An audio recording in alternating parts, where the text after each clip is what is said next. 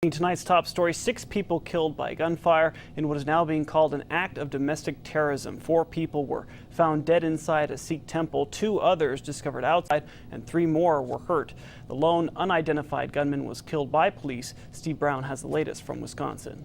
Somebody just called me from inside. My kids are inside. A gunman showing up at a Sikh temple just outside of Milwaukee, the house of worship now a crime scene. The Sikh worshippers gathering for services just after 10 a.m. local time when some got what could be considered a life-saving call. They called us.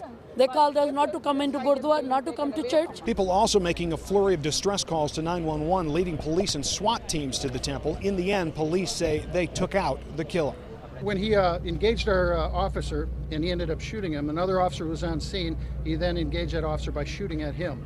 Our officer returned fire, killing the suspect. Officials indicated no more information would be released until Monday morning. We're treating this as a domestic terrorist type incident, and therefore the FBI has the resources needed to help investigate that. Meanwhile, the Sikh worshippers who practice a peaceful religion blame the act on someone who is unwise. You know, we are part of the community. We are part of the overall big community. We are Americans.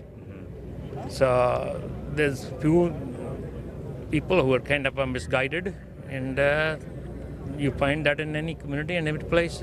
It's a sad thing what happened. Late word has it that the FBI and other police agencies are involved in the search of a home that may be connected to the temple shooting. The site just 10 minutes drive from the temple. In Oak Creek, Wisconsin, Steve Brown, Fox News.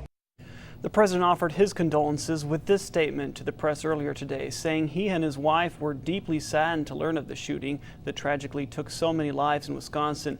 His administration will provide whatever support is necessary to the officials who are responding to this tragic shooting and moving forward with an investigation.